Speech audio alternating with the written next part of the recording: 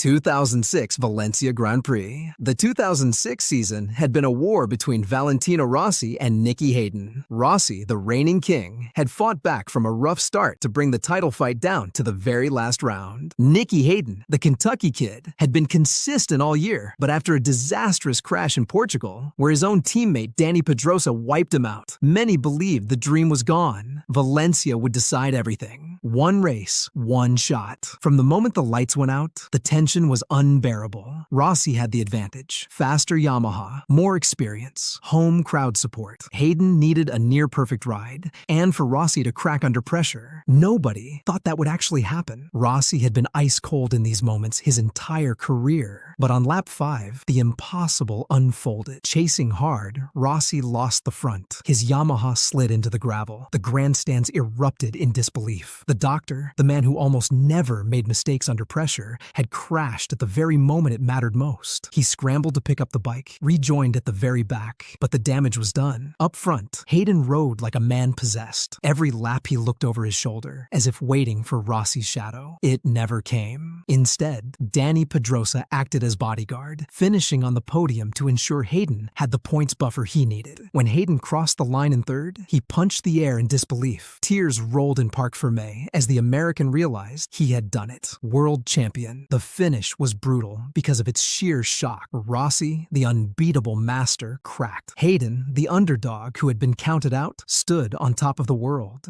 Valencia 2006 wasn't just a race. It was the kind of story MotoGP almost never delivers. A Hollywood script written in real life. 2018 Assen TT. Assen 2018 is remembered as the definition of MotoGP chaos. The Cathedral of Speed hosted a race so wild that even veterans said afterward they had never seen anything like it. Over the course of 26 laps, the lead changed officially 15 times, and unofficially, dozens more, as riders lunged, defended, and countered in one giant rolling fist fight. From the start, it was a demolition derby at the front. Marc Marquez, Valentino Rossi, Andrea Dovizioso, Jorge Lorenzo, Maverick Viñales, Alex Rins, all of them swapped places like it was a sprint race. Riders were going 3 wide into corners, even 4 wide at times, something unheard of at this level. Lorenzo, on the struggling Ducati, made a shocking early charge, blasting into the lead and blocking every attack like a man possessed. Marquez and Dovizioso hounded him. Rossi picked off Viñales, and Rins, almost forgotten before the season, suddenly appeared in the mix. Every lap was chaos. Bikes rubbed fairings, knees clipped rivals, riders sat up mid-corner to avoid contact. The crowd roared themselves hoarse with every pass. By halfway, it was impossible to predict a winner. The timing screens flickered like a slot machine, different names flashing purple sectors every few corners. In the closing laps, Marquez showed why he was champion. He bided his time, then struck with surgical precision. While Rossi and Dovizioso fought themselves wide, Marquez slipped through, hammering the Honda into clean air. Rins stunned everyone by following him, slicing past Rossi in the last laps to snatch second. When the flag fell, Marquez pumped his fist. Rins celebrated a career-best podium, and Rossi looked gutted despite finishing in the top 5. The finish was crazy, not because of one last corner pass, but because the entire race was a frenzy from flag to flag. 15 official lead changes, dozens of near crashes, a pack of 6 fighting like it was Moto3. Assen 2018 wasn't just a race. It was MotoGP at its purest madness, a knife fight at 300 kilometers per hour that fans will talk about forever. 2015 Argentine Grand Prix Argentina. 2015. The crowd was electric, buzzing for a showdown between the established king Valentino Rossi and the new young lion Marc Marquez. The atmosphere was thick with tension. Everyone knew these two were on a collision course. From the start, Marquez made his intentions clear. He blasted into the lead, putting down scorching lap times that left the rest of the field scrambling. Rossi, starting further back, was patient. He carved his way through, passing rider after rider, hunting Marquez like a predator. By mid-race, the duel was on. Rossi's Yamaha had opted for the harder rear tire, while Marquez's Honda carried the softer compound. The difference was dramatic. Marquez had pace early, but as the laps ticked down, the tire began to fade. Rossi smelled blood. With 5 laps to go, he closed in, wheel to wheel with Marquez in a duel that ignited the grandstands. Every lap, Marquez defended brutally, elbows out, late braking, cutting across Rossi's lines. But Rossi, the master of psychological warfare, kept pressing. With 2 laps left, they touched touched once, the sparks of a rivalry that would define the decade lit up in that moment. Then came the final lap. Into the hairpin, Rossi made his move. Marquez tried to cut back, desperate not to yield, but the fading front end betrayed him. His Honda clipped Rossi's Yamaha, and he was spat onto the tarmac, sliding helplessly into the gravel. The crowd exploded.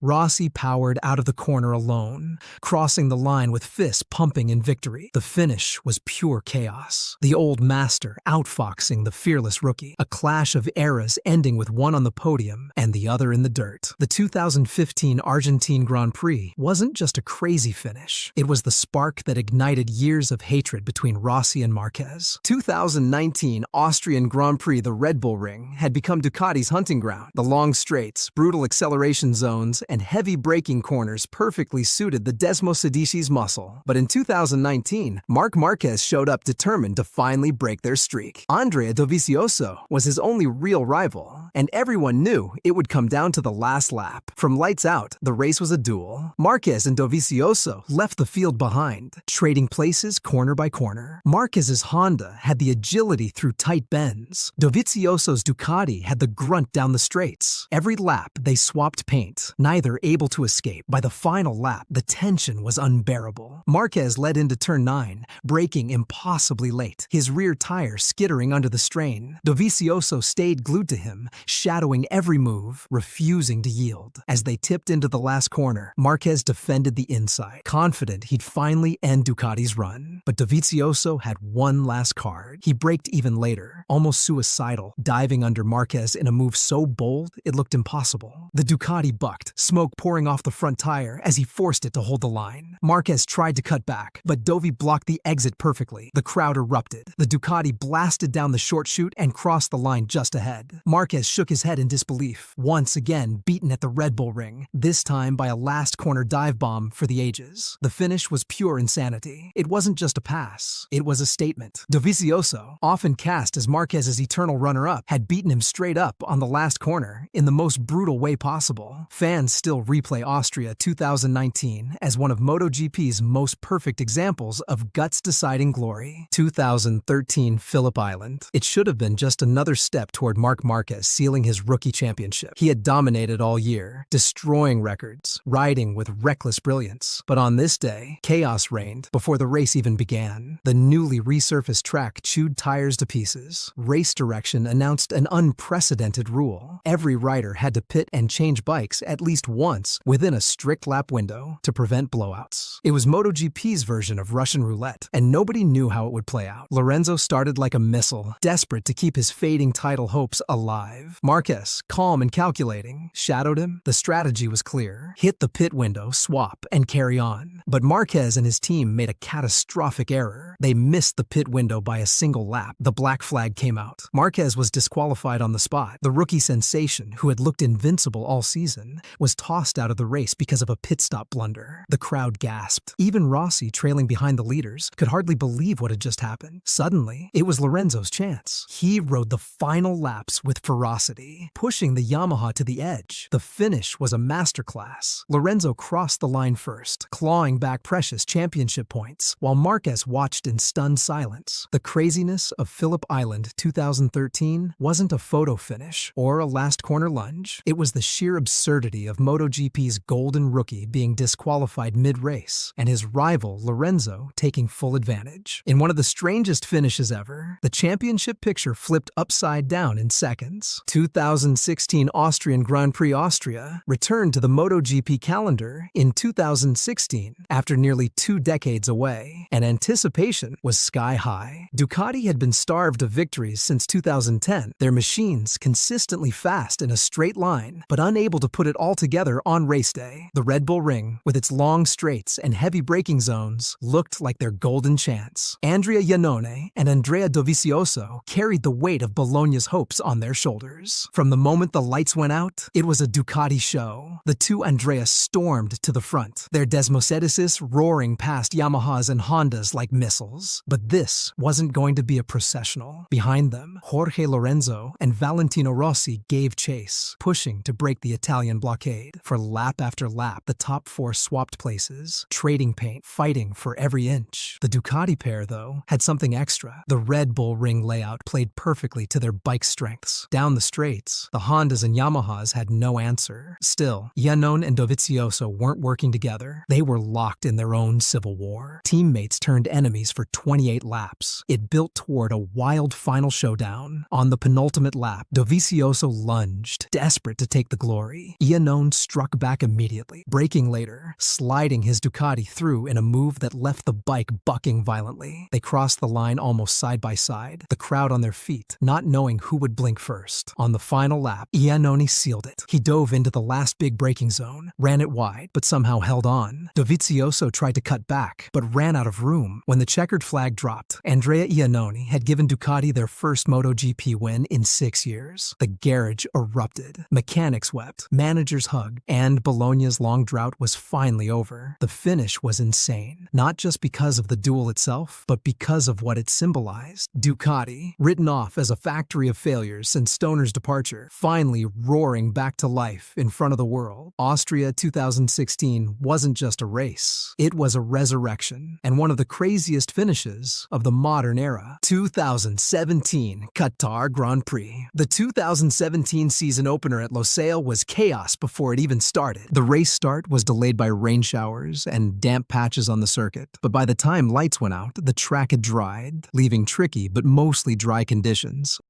Riders sat nervously on the grid, waiting, doubting whether the race could even go ahead. When it finally did, conditions were treacherous. Maverick Viñales was making his Yamaha debut, stepping into the seat once owned by Jorge Lorenzo. Expectations were sky high, but few believed he could beat Andrea Dovizioso, who had Ducati's rocket ship speed down Losail's endless straight. The race unfolded as a tense stop-start thriller. Johann Zarco, in his MotoGP debut, shocked everyone by charging into the lead, pulling away like a veteran, but halfway through, disaster. He pushed too hard, lost the front, and slid into the gravel. The rookie miracle was over in seconds. That left Dovizioso and Viñales in a knife fight. Lap after lap, they swapped positions, each exploiting their machine's strengths. On the straights, the Ducati was unstoppable. Down the corners, the Yamaha clawed back ground. Every time Viñales dived past, Dovizioso blasted back with horsepower. Fans leaned forward with every lap, knowing it would come down to the very end. On the final lap, the track still slick in places, Viñales launched the decisive strike.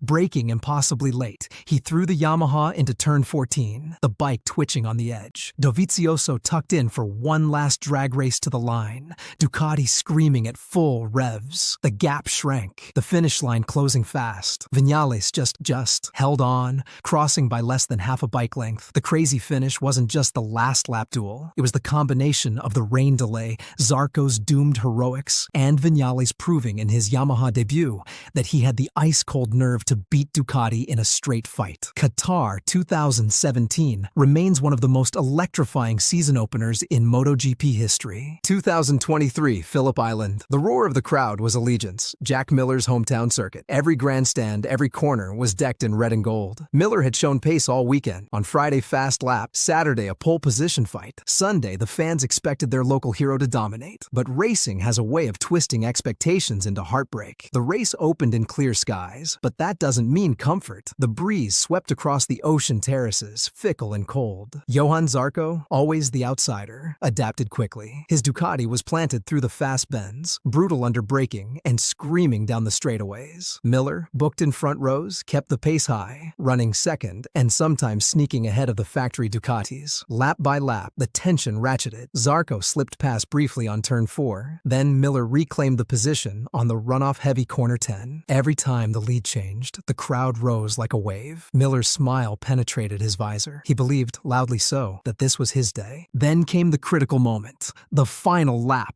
at turn 4. Zarco launched past Jorge Martin.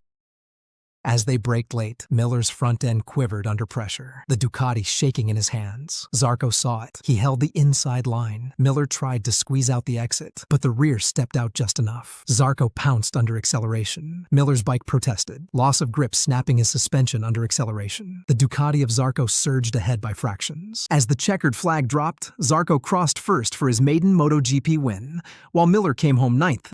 Helmet lifted, silence from the grandstands, shock, disbelief. The hometown hero almost had it. Zarco, outsider, robbed nothing but claimed everything in that final corner. The finish was brutal because it wasn't a crash or an error, well, maybe a wheel slip, but a psychological blow. Miller's heart was on the line. Fans believed. The privilege of home crowd carried weight, and it slipped away in the last seconds. Zarco's win at Phillip Island 2023 is forever tied to Miller's heartbreak, a finish people will remember as much for what wasn't as for what was. 2021 Portuguese Grand Prix. Portimão in 2021 was supposed to be Francesco Bagnaya's coronation ride. He had been quick all weekend, looked dominant in qualifying, and carried Ducati's hopes of breaking Yamaha's stranglehold. But as so often in MotoGP, fate had other plans. The race unfolded with drama everywhere. Fabio Quartararo, riding like a man possessed, stalked the leaders. His Yamaha was perfectly balanced through Portimão's roller coaster hills, while the Ducatis struggled to keep composure under braking. Lap by lap, Quartararo reeled them in, carving into Bagnaya's lead.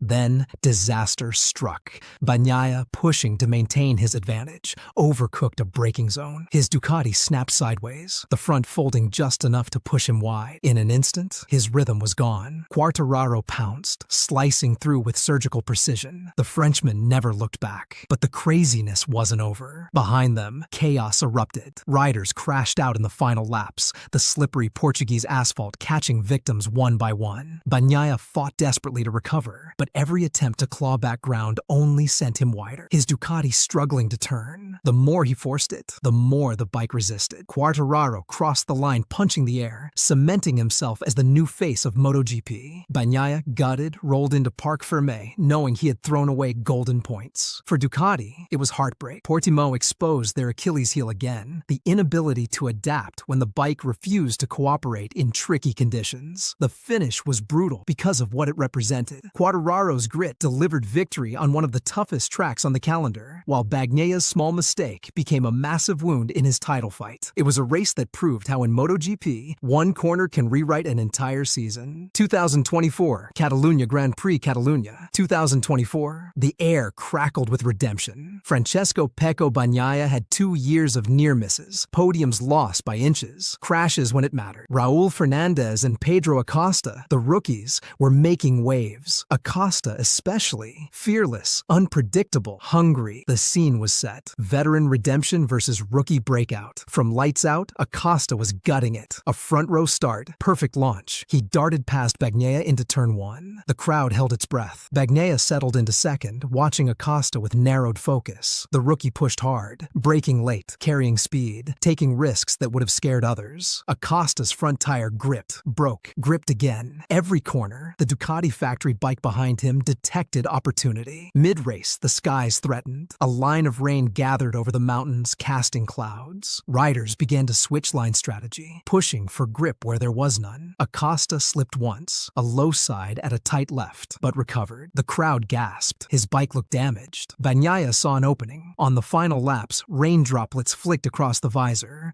Acosta's pace slowed. Bagnaia, steady, conservative, measured. The veteran rode with precision, exploiting every small error. Into the final lap, Bagnaia bided his time. Acosta's front end squirmed under the pressure. A tiny mistake in turn 5 cost him a meter. Bagnaia dove under on the exit, slingshotting into the last sequence of corners. Acosta looked over his shoulder, then over-pushed into corner 10, a slide that nearly dumped him. Bagnaia crossed the line just ahead, fists raised, redemption bitter and sweet. Acosta limped home second, disappointed but unbroken. The crowd, who had come expecting a rookie's fairy tale, instead witnessed the comeback of a champion. The finish was brutal, not by rage, not by crash, but by contrast. Acosta's daring gamble versus Bagnaia's measured mastery. One rookie wiped by risk, one veteran redeemed by restraint. Catalunya 2024 became the story of what could have been, what should have been, and what was. Bagnaia's redemption carved amidst Acosta's glowing promise.